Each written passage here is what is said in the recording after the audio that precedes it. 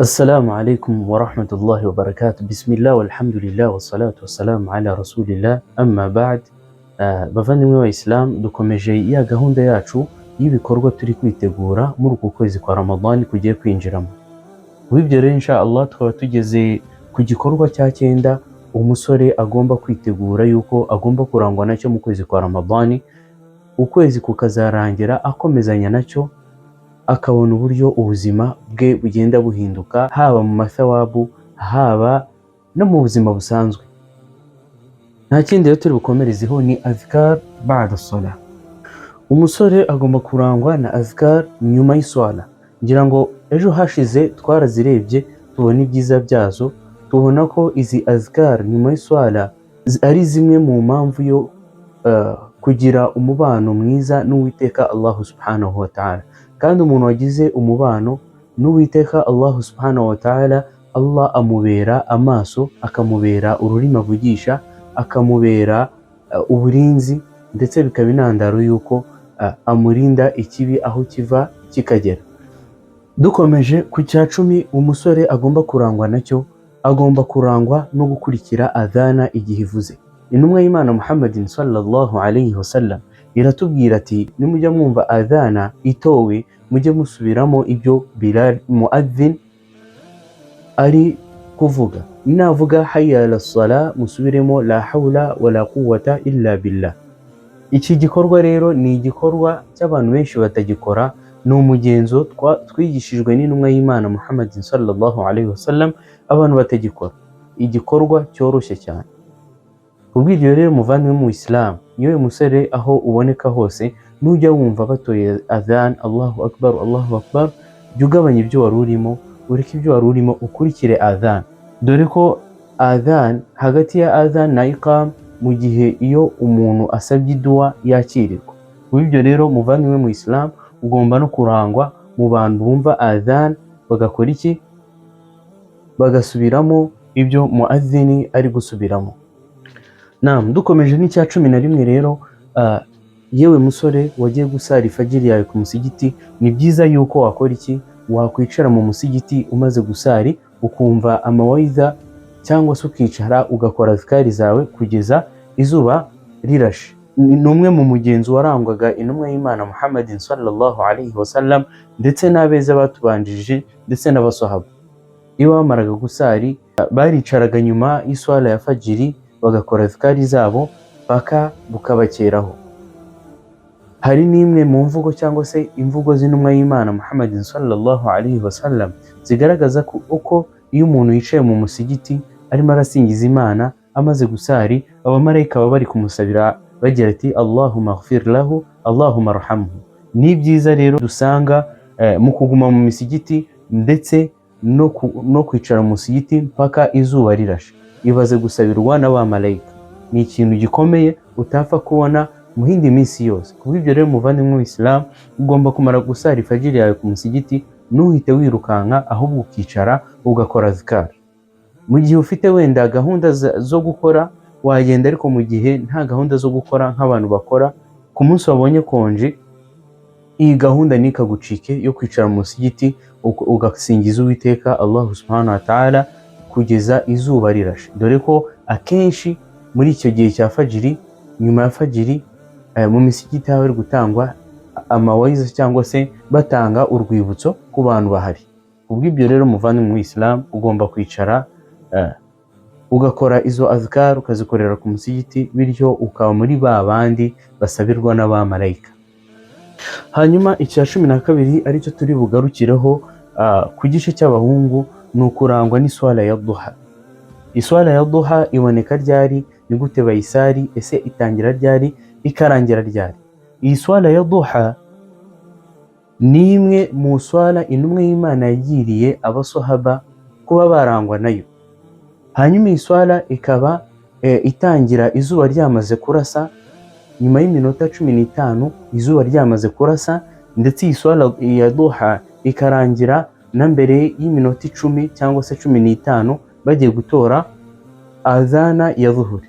Umuntu rero uzarangwa n'iyi swala, salatu duha, Allah azamwandikira yuko yatanze iswadaka ya buri rugingo rwe afite ku mubiri.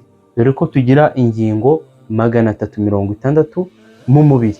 Kurangwa n'iyi swala, Allah akwandika nk'aho watanze ingingo zawe cyangwa se watanze isadaka ku ngingo zawe zigera muri 360. Ni igikorwa cyiza rero cyoroshye kugikora kandi Allah yahaye umwanya munini.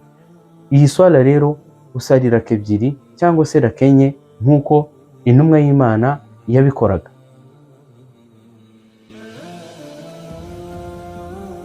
Twakomeje rero ku gice cy'abadamu, aho dusanga nabo ko badahejwe. Iyi swala irakomeye cyane, salatu duha.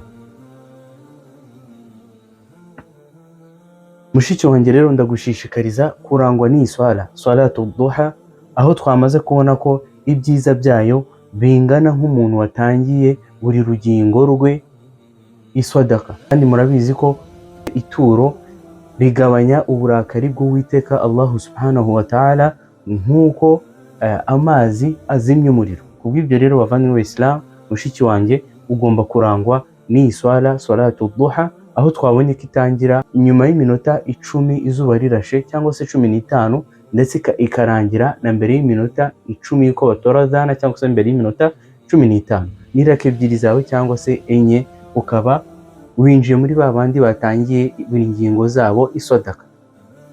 Mushiki wanjye rero ikindi ugomba kurangwa nacyo muri uku kwezi kutagatifu, ndetse ukazanakomezanya nacyo, ugomba kurangwa na qiyamul layl cyangwa se tahajjud. Tahajjud cyangwa se qiyamul layl ni swala z'umugereka zitangira bamaze gusara salatul isha kugeza mbere y'iki ya salatul fajr.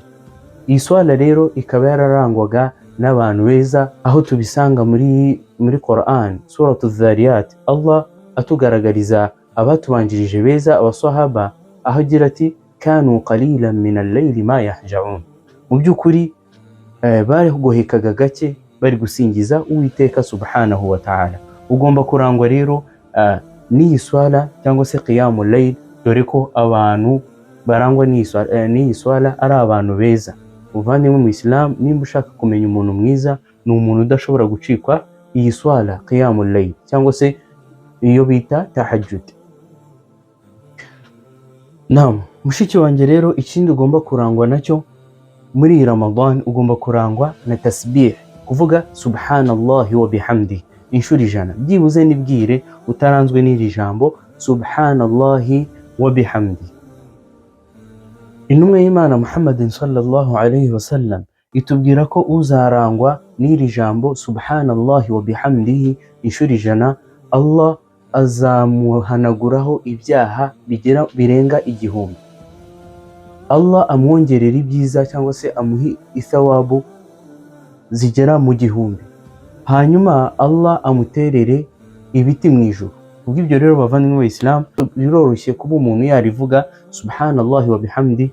Mushiki wanjye ugomba kurangwa n'iri jambo subhanallahi wa bihamdi, kugira ngo ubashe kubona ibyiza bingana gutyo, ibyiza 1000, uhanagurweho ibyaha 1000, kandi ubashe no gutererwa igiti mu ijuru. Kubw'ibyo rero insha Allah ndabashishikariza bashiki banjye kurangwa na adhkar n'izi tasbih, kugira ngo tubashe gusarura ibyiza byinshi, by'umwihariko mu kwezi kwa Ramadani Allah aba yaguye cyangwa se impuhwe z'Uwiteka ziba zagutse. Mushiki wanjye rero ikindi ugomba kurangwa nacyo muri uku kwezi kwa Ramadan, ugomba no kurangwa na tahlil cyangwa se la ilaha illa Allah wahdahu la sharika lahu lahul mulku wa lahul hamdu wa huwa ala kulli shay'in qadir. Intumwa y'Imana Muhammadin sallallahu alayhi wa sallam iratubwira ati umuntu uzarangwa n'iri jambo la ilaha illa Allah wahdahu la sharika lahu lahul mulku wa lahul hamdu wa huwa ala kulli shay'in qadir, akabivuga inshuro 100, Allah amubabarira ibyaha 100 ndetse akamuha n'amathawabu 100, akanamurinda shayitani uwo munsi wose kugeza bwije. Kandi intumwa y'Imana inakomeza itubwira ko nta wundi muntu ushobora kubona ibyiza biruta umuntu waranzwe n'iri jambo, keretse wa wundi wakoze iki, wa wundi wavuze nk'ibyo uwo muntu yavuze akanarenzaho. Kubw'ibyo rero bavandimwe b'Islam, murumva ko ari ibikorwa byoroshye kuba umuntu yabikora cyangwa se yabivuga, ariko bifite ibyiza byinshi. Kubw'ibyo rero insha Allah ndabashishikariza kurangwa nabyo muri uku kwezi kwa Ramadan, ndetse kwanarangira tugakomezanya n'iyo gahunda, tukabasha kwisarurira ibyiza haba hano ku isi ndetse no ku munsi w'imperuka. Ndakwibutsa yuko warushaho gukurikira, cyangwa se umuntu urebye iyi video yareba n'izindi zabanje, kugira ngo abashe kwitegura kwinjira muri uku kwezi kwa Ramadan afite impamba ihagije yo kuba yakora ibikorwa byiza, kugira ngo ntazabe muri ba bandi binjira muri Ramadan bakabura icyo bakora, cyangwa se bakabura ibikorwa bakora, bagatangira gukora ibintu bidafite umumaro, ibintu nk'imikino cyangwa se ibintu bitabinjiriza, haba hano ku isi ndetse no ku munsi w'imperuka. Muvandimwe Isilamu rero, nahejo tukaba tuzakomeza kuganira cyangwa se kwibukiranya ibyiza tuzarangwa nabyo muri uku kwezi kwa butagatifu kwa Ramadani. Wabillahi tawfiq, wassalamu alaikum wa rahmatullahi wa barakatuh.